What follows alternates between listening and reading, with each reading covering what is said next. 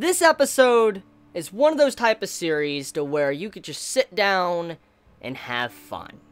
It's entertaining, very entertaining, maybe sometimes for the wrong reasons, but it's pretty entertaining. And as I said with my first impressions of the series, one of the big things that really draws me to this series is the fact that it's so self-aware. It's self-aware of how dumb it is. Like, all of these different themes to different characters, these tropes, all of that, all of these being thrown into a single anime series. The series is very aware. It's very aware of what it's doing. You can tell by the way the characters interact with each other, the way it's written, just everything about it. You can see that the series is very aware. It throws in everything. It throws in every single thing you would normally see into one big cast, and somehow, I don't know how, because this normally shouldn't work. Like, it legit shouldn't work, but somehow, it's working.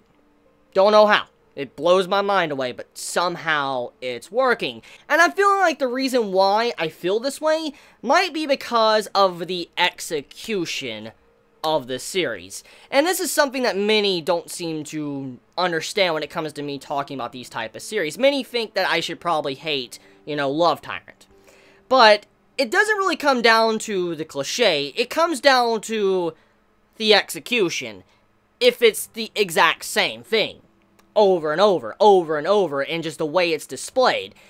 But Love Tyrant is doing it in a way to where it feels refreshing. It's different, and I feel like that's kind of what it's coming down to right now. It's the execution that it's treading a very fine line of being complete ass and being okay and enjoyable. And it's treading that line. It's treading that perfect line right now, but because of the way this series is, and because of what it's doing, this series can easily fall over to the other side to where it can become complete and utter shit.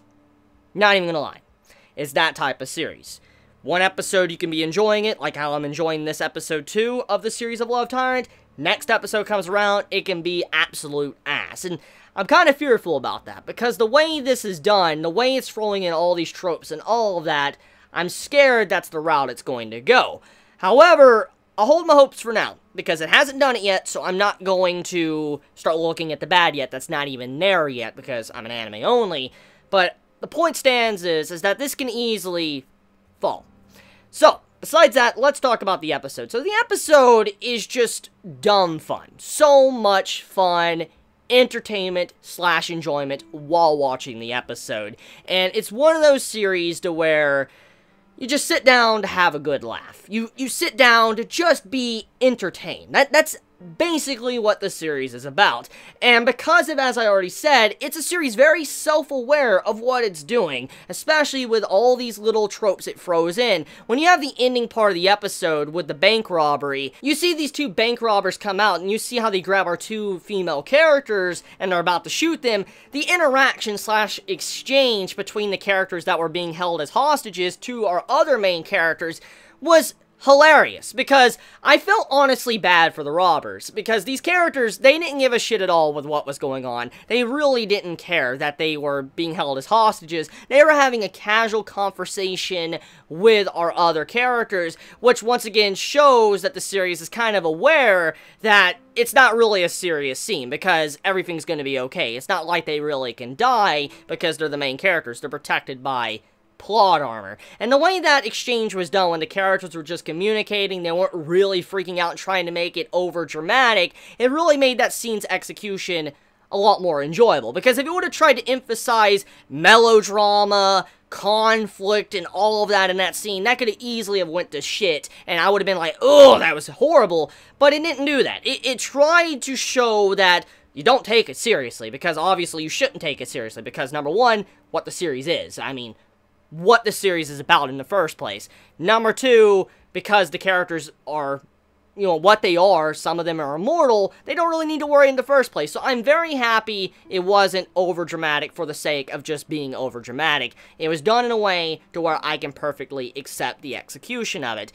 Also, Akane. Oh my god, yandere.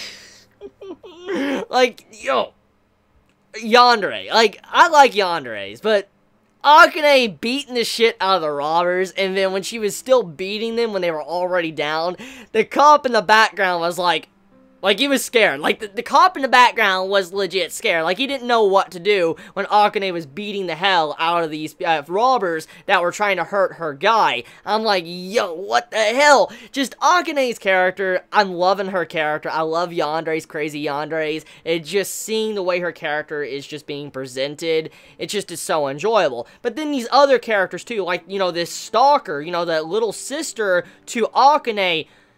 What was that a sex doll? Like, can I just tackle that real quick?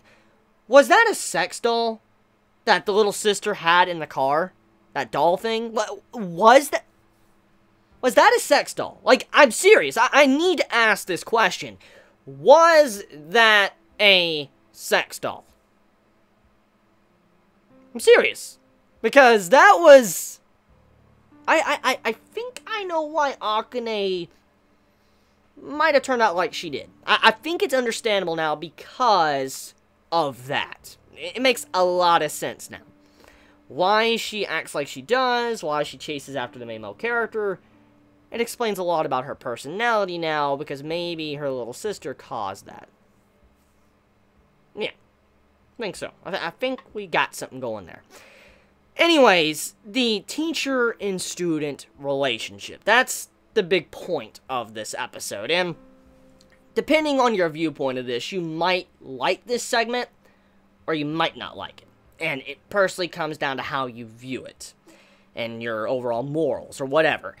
The teacher-student relationship, obviously, it's taboo. You shouldn't have that happen in the first place. However, the way it was done, it was very sweet. I did like the way it was done. I personally don't have a big issue with it. But I could see where many might dislike it. I could easily see why. I understand the reasoning, so I won't, you know, put anyone down if you do not like that scene. But the way that scene was done, the way the class rep was trying to do this slow progression of romance with the teacher, and then eventually she was going to wait until she went to college, and then, you know, she would have a stable job or whatever, and then they would get together. I like that outlook on it, because even though it's morally wrong for a student and teacher to get together, personally, I don't think there's anything wrong. My personal opinion here, it's just my opinion. My personal opinion is if both sides wait until they're of legal age and, you know, they're not in that awkward taboo relationship, I feel like it should be fine. And because of this, for the way that was stated, I'm like, I could see why that's controversial, but at the same time, no, it's very sweet. But at the same time, the way she was trying to build up the romance and trying to slowly get it to where, you know, he fell in love with her, and then she would announce her love to him later on in the future, I'm like, that's kind of... it's kind of fucked. She's like a little devil, and I like that comparison, showing that she was kind of like a devil towards the end, the way she was just playing the part of, like, she might not be in love with him or whatever, but then she really was. She was just, you know, playing, like, you know, some cover. First, she didn't get noticed or found out. Very sweet stuff. It was kind of adorable, and I was surprised with how that was handled. It was the first time we saw a serious take to some of the plot of the series, and I did appreciate that. It was handled nicely, in my personal opinion, and so, yeah, I mean, if this is what I can expect from the series, and it can not take itself seriously sometimes and handle its, you know, I guess, tone shifts properly, we have a decent series. But, as I've already said, it's the type of series that can easily go overboard. Just depends where it goes. So, let me know your thoughts in the comments below. I love you all so much. Please be safe. Chibi out.